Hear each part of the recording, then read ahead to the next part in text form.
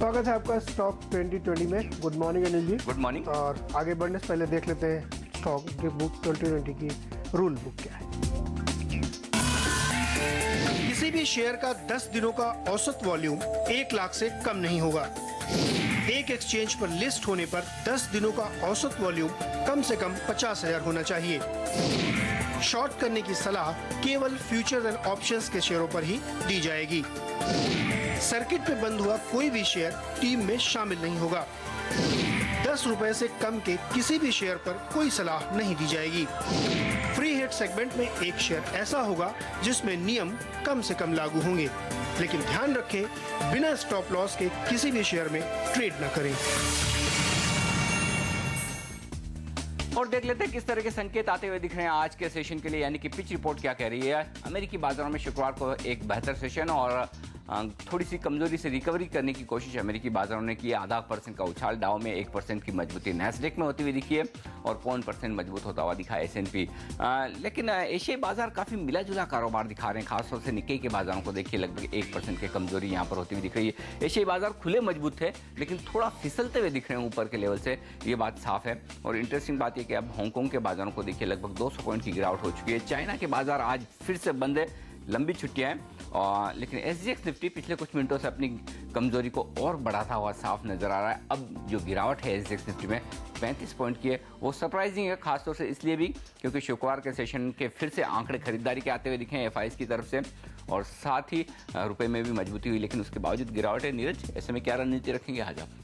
बिल्कुल वैसे ही Friday type की रहेगी, मिली जुली रणनीति रहेगी। और ऐसा नहीं लगता कि बहुत ज़्यादा कोई गिरावट या बहुत ज़्यादा अपसाइड, एक बहुत सीमित रेंज में बाजार चलेगा और स्टॉक स्पेसिफिक अप्रोच अभी भी रखेंगे। सेक्टर्स के मानना है कि बाय साइड में थोड़ा सा आपको बायस होना चाहिए, क्योंकि अभी ऐसा लगता है कि एक बार थोड़ा सा मार्केट ऊपर की तरफ का रुझान ज़्यादा रखेगा रादर नीचे जाने के, तो इसलिए बल्लेबाज ज़्यादा होंगी टीम में, लेकिन निश्चित तौर पे शॉर्ट करने के खिलाड़ी भी होंगे। अनिल जी, हम भी कमोबेश ऐसी ही रणनीति के साथ उतरेंगे और बल्लेबाजी का रुझान ज़्यादा है। आज अगर कमज़ोर शुरुआत हो तो वहाँ पर खरीदारी के मौके होंगे इंट्राडे के लिहाज से, उस लिहाज से बल्लेबाज हम टीम में जरूर शामिल कर रहे हैं। लेकिन जाहिर तौर पर लोअर लेवल पर बाइंग का सपोर्ट आ रहा है। अब तक FIs के आंकड़े पिछले 2 सेशन के बताने की थोड़ी खरीदारी हो रही, तो ऐसे में ज़्यादा घबराने की ज़रूरत फिलहाल नहीं है। और 5850 जब तक ना टूटे तब तक बिल्कुल भी नहीं, ऐसा हमारे सिलेक्टर्स मान रहे हैं। तो उस लिहाज से गेंदबाज भी होंगे और बल्लेबाज भी। बताइए, शुरुआत आप किसके साथ करेंगे? 2 दिग्गजों के साथ शुरुआत करेंगे एनर्जी सेक्टर की। इंडियन ऑयल कॉरपोरेशन और कोल इंडिया, ये 2 शेयर सेक्टर्स ने चुने और यहाँ पे उन्हें लगता है कि शॉर्ट करना चाहिए। उसकी वजह है कि दोनों के ही जो है FPOs के प्लान हो चुके हैं और दोनों में ही बहुत जल्दी आपको हरकत दिखाई पड़ेगी। खबर ये आ रही है कि दिसंबर से पहले दोनों की ही जो स्टेक सेल है वो हो जाना चाहिए डिसइन्वेस्टमेंट के तहत। सेक्टर्स के मानना है कि जब भी ऐसी प्रक्रिया शुरू होती है सरकारी कंपनियों में, तो प्राइस पे इसका इम्पैक्ट आपको नीचे की तरफ देखने को मिलता है, क्योंकि मार्केट का अपना एक डायनेमिज्म है और वो प्राइस ऊपर नहीं जाने देते, जिससे कि जो प्राइसिंग हो FPO की वो मन मुताबिक हो। और उसके बाद भी अगर आपने देखा होगा तो प्राइसिंग के बावजूद चाहे जो भी प्राइसिंग करे उसके बाद भी स्टॉक नीचे आते हुए पावर ग्रिड का नतीजा उदाहरण आपके सामने है, जो अपने IPO FPO प्राइस से आधे पे चल रहा है। सेक्टर्स का मानना है कि यहाँ पे दोनों ही स्टॉक में आपके पास अच्छी अपॉर्चुनिटी होगी बाय करने की, लेकिन फिलहाल इसमें जो है जब तक ये IPO की तस्वीर साफ नहीं आती, कमजोरी का रुझान बना रहेगा। तो आज सेक्टर्स को लगता है 213 के स्टॉप लॉस के साथ IOC में शॉर्ट करना चाहिए, 202 का लक्ष्य होना चाहिए। और कोल इंडिया में भी 300 रुपये के टारगेट के आसपास इसमें शॉर्ट करके चलना चाहिए और 310 पे 313 के आसपास स्टॉप लॉस लगाना चाहिए। अनिल जी, फ्यूचर रिटेल ये होगा हमारा पहला ओपनर बल्लेबाज, और हमारे सेलेक्टर समझते हैं कि यहाँ पर खरीदारी का एक अच्छा मौका बन सकता है। खबरें जो आती हुई दिख रही है वो भारतीय ग्रुप के लिए नेगेटिव है। वॉलमार्ट जो भारतीय के साथ जॉइंट वेंचर कर चुका था हिंदुस्तान में रिटेल कारोबार के लिए, खबरें यहाँ आ रही कि अब भारतीय ने साफ कह दिया है, और वॉलमार्ट को लेकर जिस तरह की दिक्कतें उनको होती हुई दिख रही थी, अब वो दोनों ही अपने जॉइंट वेंचर से अलग होने का मन पूरी तरह से बना चुके हैं। और ये खबरें फ्यूचर रिटेल जैसे स्टॉक के लिए पॉजिटिव हो सकती है, क्योंकि रिटेल स्पेस में अब भी फ्यूचर रिटेल की सबसे ज़्यादा बड़ी एक प्रेजेंस है और ऐसे में वॉलमार्ट जैसे जो बड़े दिग्गज हिंदुस्तान में अल्टीमेटली रहना ज़रूर चाहेंगे और अगर वो आगे चलते हुए किसी तरह का और कोई जॉइंट वेंचर करने की सोचे तो शायद फ्यूचर रिटेल उसके लिए पहली चॉइस हो सकता है। लेकिन ये अंदाज़ा लगाने वाली बात है। एक सेंटिमेंटल इम्पैक्ट शायद आज आपको इस स्टॉक पर देखने को मिले पॉजिटिव साइड पर। 78 रुपये के लक्ष्य के लिए यहाँ पर खरीदारी करने का मौका बनता है। 72 रुपये के आसपास का एक स्टॉप लॉस भी आपको ज़रूर लगा लेना चाहिए। रैनबैक्सी ये होगा अगला प्लेयर जहाँ पर खरीदारी करने की राय हमारे सिलेक्टर्स की तरफ से आती हुई दिख रही है और हमारे सिलेक्टर्स का मानना ये है कि जिस तरह से खबरें आ रही कि ये किसी एक US FTA प्लांट को अक्वायर करने की सोच रहे हैं, जाहिर सी बात है कि US FTA की तरफ से इन्हें लगातार दिक्कतें होती हुई दिख रही है और एक के बाद एक प्लांट्स पर वार्निंग या फिर इस तरह के नोटिसेस जो आ रहे हैं उसको देखते हुए अगर किसी तरह का एक्विजिशन रैनबैक्सी कर पाता है, हालांकि कैश रिच कंपनी है तो ऐसे में दिक्कत नहीं है और अगर कोई ऐसा एक्विजिशन होता है तो कंपनी के आउटलुक को थोड़ा सा बेहतर करेगा। टेक्निकली भी स्टॉक हमें लग रहा है 3 से 4% की बढ़त के लिए यहाँ से तैयार होता हुआ दिख रहा है। 370 से 375 का लक्ष्य रखकर खरीदारी कर सकते हैं आप। 356 के आसपास का स्टॉप लॉस आपको यहाँ पर ज़रूर लगाना चाहिए और अब वक्त है मिस्टर डिपेंडेबल का।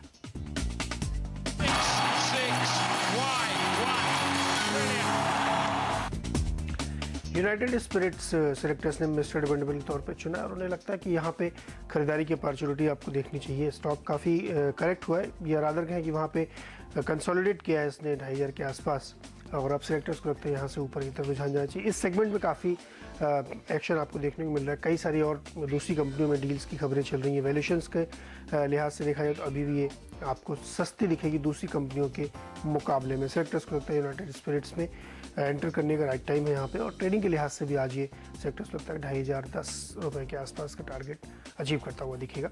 2450 पे स्टॉप लॉस भी लगाना चाहिए। जी वोल्टास एक mid cap capital goods counter को यहाँ पर हम उतारेंगे बल्लेबाजी के लिए और हमारे सिलेक्टर समझते हैं कि जिस तरह से भेल में एक अच्छी तेजी देखने को मिल रही है, खासतौर से तब जबकि कई सारी लगभग सारी इनफैक्ट बड़ी ब्रोकिंग हाउसेस भेल के स्टॉक पर नेगेटिव है, लेकिन उसके बावजूद स्टॉक लगातार ऊपर की तरफ जाता हुआ दिख रहा है। LNT में सेलेक्टिवली खरीदारी होती हुई दिख रही है, कुछ हद तक क्रॉम्पटन भी मजबूत होता हुआ दिखा है। तो अब कहीं न कहीं ऐसा लग रहा है कि कैपिटल गुड्स सेक्टर में लोग ये मानकर चल रहे हैं कि नतीजे खराब ही आने वाले हैं और उन नतीजों के पीछे एक कॉन्ट्रा कॉल लिया जा रहा है, खरीदारी की पोजीशन बनती हुई दिख रही है। हमें लगता है उस लिहाज से देखा जाए तो वोल्टास के फंडामेंटल्स उतने बुरे नहीं हैं जितने शायद दूसरे दिग्गजों के या मिड कैप कंपनियों के, और इनका कारोबार जो है वो काफ़ी हद तक साइकिल से थोड़ा हद तक इंसुलेटेड है। हमारे सेक्टर समझते हैं कि काफ़ी दिनों से एक बड़े ऑर्डर की बस भी इस काउंटर पर चल रही है, हालांकि अभी तक वो ऑर्डर आया नहीं है। अगर आता है तो ज़रूर इस स्टॉक के लिए री रेटिंग कर सकता है क्योंकि उसकी साइज़ काफ़ी बड़ी बताई जा रही है, जो कि गल्फ से आने की बात हो रही है। लेकिन फिलहाल हमारे सिलेक्टर्स मानते हैं कि ये एक ऐसा मिड कैप स्टॉक है जो यहाँ से आउट परफॉर्मेंस दे सकता है आज और आने वाले कुछ समय में, और हम उम्मीद ये करें कि इस तिमाही के नतीजे वैसे खराब रहेंगे जो ओवरऑल सेक्टर की हालत है, लेकिन बाजार की उम्मीदों से बेहतर आते हुए दिखेंगे। उस लिहाज से वोल्टास में एक खरीदारी का मौका देखा जा सकता है। 86 रुपये के लक्ष्य के साथ आज एक खरीदारी करें और 79 के आसपास का स्टॉप लॉस लगाकर तेजी करने की राय हमारे सिलेक्टर्स की वोल्टास में। तो ये थे शुरुआती 3 खिलाड़ी। लेंगे एक ब्रेक और ब्रेक के बाद आपके सामने रखेंगे मिडिल ऑर्डर के प्लेयर्स और साथ ही आपका पसंदीदा फ्री हिट भी।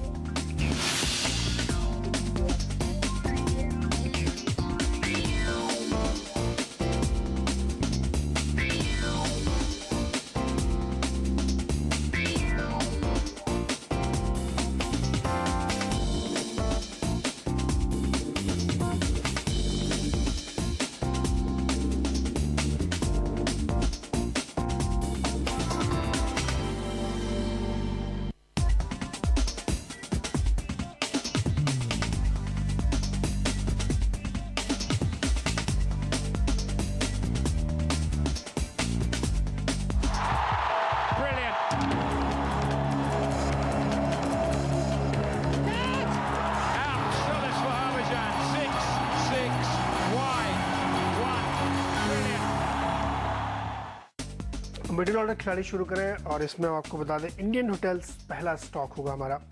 खरीदारी की सलाह यहाँ पे दे रहे हैं सेलेक्टर्स और उनका मानना है कि ताज होटल ताज मान सिंह जो दिल्ली की का प्राइम होटल है, प्राइम प्रॉपर्टी है इस कंपनी के लिए, उसकी जो लीज़ है वो आज रिन्यू करने पे फैसला लिया जाएगा। वजह यह है कि 10 अक्टूबर लास्ट डेट थी कि इसका जो है फैसला किया जाता है कि इनको मिलेगा या किसी दूसरे को, तो उसका एक्शन हो नहीं सकता। अब इतना कम समय बचा है क्योंकि इसमें अभी अटॉर्नी जनरल की ये रिपोर्ट नहीं आई है कि फर्स्ट राइट ऑफ रिफ्यूज़ल इनको मिले या ना मिले। तो इसलिए सेलेक्टर्स को लगता है कि चूंकि ये ऑक्शन प्रोसेस हो नहीं पाएगा तो 6 महीने की लीज इनकी एक्सटेंड डेफिनिट है, इस पर आज फैसला होना है। सेक्टर्स को लगता है कि ये प्रॉपर्टी रिटेन करना इस कंपनी के लिए बहुत इंपॉर्टेंट है, क्योंकि दिल्ली की प्राइम प्रॉपर्टी है, 20 शहर में है। इस वजह से सेक्टर्स को लगता है कि आज स्टॉक में थोड़ा मोमेंटम दिखेगा। 54 रुपये के लक्ष्य के साथ खरीदारी करके चले इसमें। बैंक ऑफ महाराष्ट्र और केनरा बैंक, दो सरकारी बैंकों में सेक्टर्स का लगता है खरीदारी का आज माहौल रहेगा। बैंक ऑफ महाराष्ट्र हमने फ्राइडे को भी अपनी टीम में शामिल किया था और अच्छे रिटर्न्स उसने आपको दिए थे।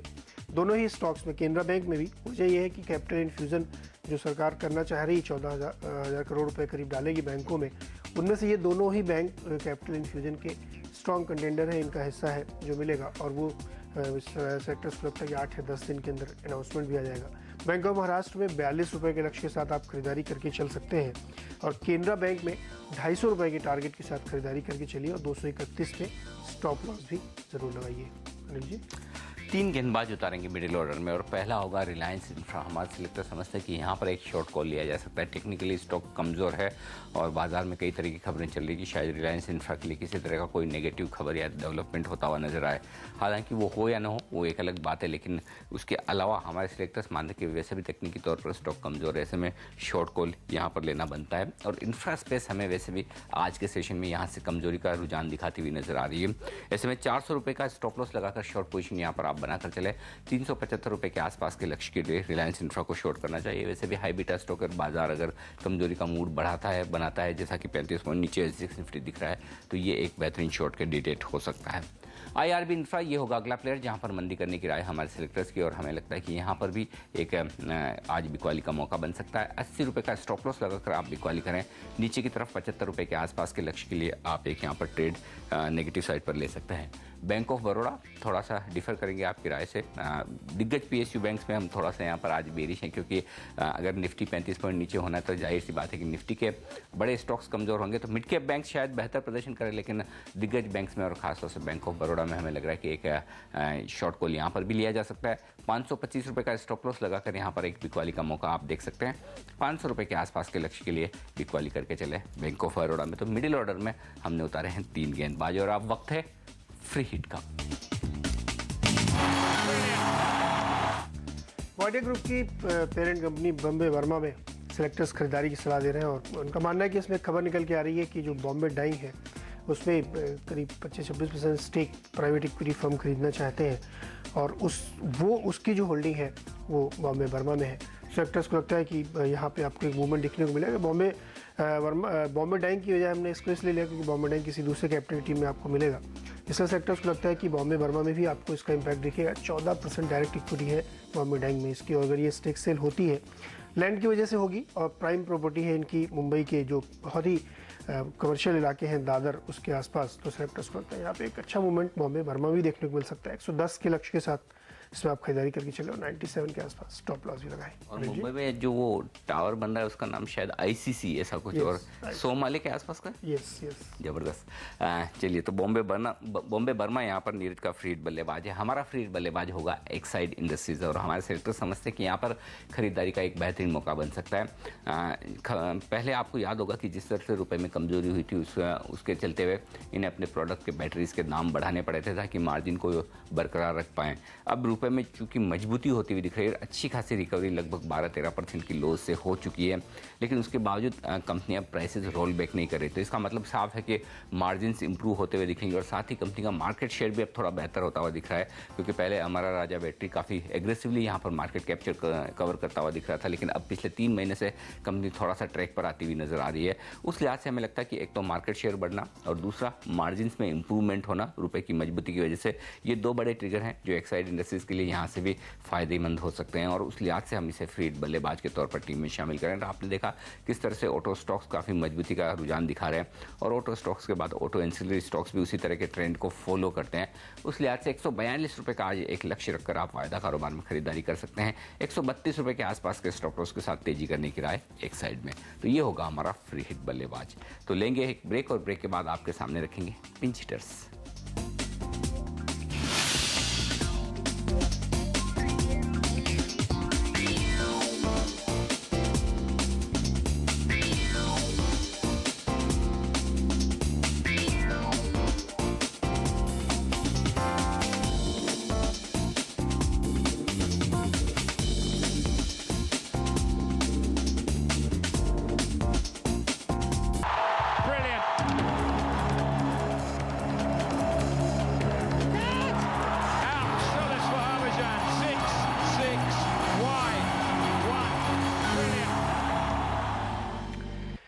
आप ही की तरह दिग्गज बैंक स्टेट बैंक शॉर्ट करने की सलाह हम दे रहे हैं और सेलेक्टर्स का मानना है यहाँ पे कि इसका जो परफॉर्मेंस है वो काफ़ी ख़राब आया है। एक आरबीआई की रिपोर्ट आई है जो रेफरेंस के तौर पर देखनी चाहिए कि इनकी पर एम्प्लॉय जो आमदनी है वो कम है, पर ब्रांच आमदनी जो है इंडस्ट्री एवरेज से कम है और एनपीए इनका पूरी इंडस्ट्री से ज़्यादा है। सेक्टर्स का मानना है कि अगर एसबीआई का परफॉर्मेंस तीनों पैमाने पे सही नहीं दिख रहा है और वो प्राइस में रिफ्लेक्ट भी हो रहा है, ऊपर से गिरता हुआ, और लगातार आपको याद होगा हमारे सेक्टर्स ने एसबीआई को कंटिन्यूस शॉर्ट करने की सलाह आपको दी थी। अभी सेक्टर्स को लगता है कि इस तरह की चीज़ें जो निकल के आई इनको सुधरने में वक्त लगेगा और नतीजे जो इसके पेश होंगे इस महीने वो आपको दिखाएंगे कि वीक है बैंक अभी भी फंडामेंटली। तो सेक्टर्स को लगता है कि यहाँ पे शॉर्ट करने का मौका आपको ढूंढना चाहिए जब भी मार्केट में आपको मिले। 1610 के आसपास का टारगेट लेते हुए स्टेट बैंक में शॉर्ट करिए और 1665 के आसपास स्टॉप लॉस लगाइए। विप्रो अगला स्टॉक होगा और सेक्टर्स को लगता है यहाँ पे खरीदारी की अपॉर्चुनिटी देखनी चाहिए और इसी हफ्ते से दिग्गज आईटी कंपनियों के रिजल्ट शुरू होने वाले हैं और उम्मीद ये की जा रही है कि जिस तरीके से डॉलर का मूवमेंट रहा है पिछले क्वार्टर में उसका फ़ायदा आईटी कंपनियों को दिखेगा, नतीजे बेहतर आने की उम्मीद है। तो आपको प्रीएम्प्ट करने के लिए थोड़ा वक्त पहले चाहिए क्योंकि नतीजों के करीब आते ही स्टॉक में प्रॉफिट बुकिंग भी देखने को मिलेगी। विप्रो सेक्टर्स को इस समय ज़्यादा सही दिख रहा है खरीदारी के लिहाज से। 500 के लक्ष्य के साथ इसमें आप खरीदारी करके चले और 478 पे स्टॉप लॉस लगाएं। और अंत में एक रियल एस्टेट कंपनी शोभा डेवलपर्स में खरीदारी की सलाह देना सेलेक्टर्स, बेंगलोर बेस्ड कंपनी है। सेक्टर्स को लगता है कि यहाँ पे जिस तरीके से प्रपोजल भी एक आया है कि रियल एस्टेट सेक्टर में एफडीआई के नियम को आसान बनाया जाएगा, इसी खबर पे फ्राइडे में तकरीबन सभी शेयरों में काफ़ी तेज़ी देखने को मिली थी।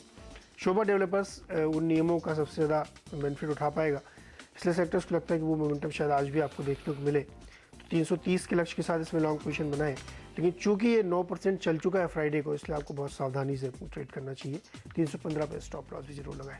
अनिल जी, बीपीसीएल ये होगा पिंच हिटर सेगमेंट में हमारा बल्लेबाज और हमारे सिलेक्टर समझते हैं कि यहाँ पर एक खरीदारी का मौका बन सकता है और वजह ये कि गोल्डमैन सैक्स की तरफ से आज ऑयल एंड गैस सेक्टर पर एक जो रिपोर्ट आई है उस रिपोर्ट में बीपीसीएल को उन्होंने अपग्रेड किया है। वैसे भी रुपया मजबूत होता हुआ दिख रहा है, क्रूड के दाम स्थिर है, थोड़ा नीचे ही जाते हुए दिख रहे हैं। उसके ऊपर गोल्डमैन जैसे बड़े दिग्गज एफआईज यहाँ पर अगर टारगेट रिवाइज करें। एक और इंटरेस्टिंग बात जिस वजह से आपने गेंदबाज उतारा है आईओसी ओपनर, और जाहिर सी बात है कि आईओसी में एफपीओ के पहले बिकॉली का दबाव रहेगा ही, तो ऐसे में एक स्विचिंग बीपीसीएल की तरफ होती हुई भी नजर आ सकती है। तो ये तीनों फैक्टर्स हमें दिख रहे हैं जिसकी वजह से हम पिंच हिटर सेगमेंट में बीपीसीएल को बल्लेबाजी के तौर पर उतारने की राय दे रहे हैं। 355 का रखें लक्ष्य और 336 रुपये के आसपास के स्टॉप लॉस के साथ तेजी करनी चाहिए। एल&टी फाइनेंस होल्डिंग्स ये होगा अगला प्लेयर जहां पर बल्लेबाजी करने की राय हमारे सिलेक्टर्स की, और जिस तरह से वित्त मंत्री के बयान बैंक लाइसेंसेस को लेकर आते हुए दिख रहे हैं, हमें लग रहा है कि ऐसे कैंडिडेट्स जिनके लिए बैंक लाइसेंस मिलना ज़्यादा आसान समझा जा रहा है वहाँ पर थोड़ा खरीदारी का एक मौका बन सकता है। और उस लिहाज से 72 रुपये के लक्ष्य के साथ एल&टी फाइनेंस होल्डिंग्स में आज खरीदारी का मौका बन सकता है। 66 रुपये के आसपास का यहाँ पर एक स्टॉप लॉस लगाकर तेजी की पोजीशन बनाने की राय हमारे सिलेक्टर्स की। और टीम का अंत करेंगे एक गेंदबाज के साथ। आपने एसबीआई को पिंच हिटर में उतारा है, हम यूनियन बैंक को उतारेंगे यहाँ पर गेंदबाजी के तौर पर। हमें लगता है कि अगर दिग्गजों को बेचना हो तो एसबीआई और बैंक ऑफ बड़ौदा है ही शॉर्ट साइड पर, और अगर आपको मिड कैप स्टॉक्स में जहाँ पर थोड़े परसेंटेज टर्म्स में शायद रिटर्न ज़्यादा आते हुए दिखें, क्योंकि यूनियन बैंक थोड़ा एक हाई बीटा स्टॉक है, दिग्गजों के मुकाबले में बढ़ता और गिरता ज़्यादा है, उस लिहाज से हमें लगता है कि एक शॉर्ट कॉल यहाँ पर भी लिया जा सकता है। 108 रुपये का लक्ष्य लगाकर बिकॉली करें यूनियन बैंक में और 117 के आसपास का स्टॉप लॉस लगाकर यहाँ पर शॉर्ट पोजीशन बनाने की राय हमारे सिलेक्टर्स की। तो नीरज पूरी टीम हो चुकी है, एक गेंदबाज हमने आखिर में बढ़ा दिया है एसएक्स निफ्टी के मूड को देखते हुए, तो 4 गेंदबाज हैं हम और 6 बल्लेबाज। क्या पसंद है आपको? बल्लेबाज के साथ ही जाएंगे, एल&टी फाइनेंस होल्डिंग के साथ जाएंगे। और सेक्टर्स को लगता है कि जिस तरह से खबरें भी आ रही हैं कि विद्वदीप कह रहे हैं जनवरी तक जो है लाइसेंसेस इशू हो जाएंगे। सेक्टर्स को लगता है कि बहुत ही स्ट्रॉन्ग कंटेंडर है और इनको एज्यूम करके चलना चाहिए, मान के चलना चाहिए फंडामेंटली कि इनको मिलना तय है। तो यहाँ पे इसलिए अपॉर्चुनिटी दिखेगी बाइंग की, और जैसे जैसे करीब आएगा वक्त जनवरी का तो ये स्टॉक में बहुत अच्छी तेज़ी देखने को मिल सकती है। 72 का लक्ष्य जो आपने दिया वो मुझे बिल्कुल लगता है कि आज ये अचीव होता हुआ दिखेगा और डेफिनेटली इसमें खरीदारी करके चलना चाहिए। अनिल जी, मेरी टीम में क्या पसंद? फ्री हिट बल्लेबाज बॉम्बे बर्मा बेहतरीन ग्रुप की कंपनी, और वैसे हमारे सेलेक्टर्स मान रहे कि आज के सेशन में शायद आपको दिग्गजों में ज़्यादा एक्शन न दिखे, लेकिन मिड कैप और स्मॉल कैप शेयर आज भी पॉजिटिव साइड पर ट्रेड करेंगे। और जब बॉम्बे बर्मा में ये पॉजिटिव खबर है कि बॉम्बे डाइंग में 24% हिस्सेदारी पी इन्वेस्टर खरीद सकते हैं, बॉम्बे बर्मा की वहाँ पर हिस्सेदारी है ही, तो इनको इनडायरेक्टली फ़ायदा होता हुआ दिखेगा। और उस लिहाज से हमें लगता है कि ये एक ऐसा स्टॉक है जो आज के सेशन में काफ़ी बेहतरीन रिटर्न दे सकता है और आपके 110 रुपये के लक्ष्य के आसपास ज़रूर पहुँचता हुआ दिखे। तो कैप्टन चॉइस के तौर पर हम आपके फ्री हिट बल्लेबाज के साथ जाएंगे। चलिए पहले मैच में मुझे और नीरज को दीजिए इजाजत, बने रहिए हमारे साथ। ब्रेक के बाद एक और शानदार मैच दो कैप्टन के बीच, हेमंत और आशीष।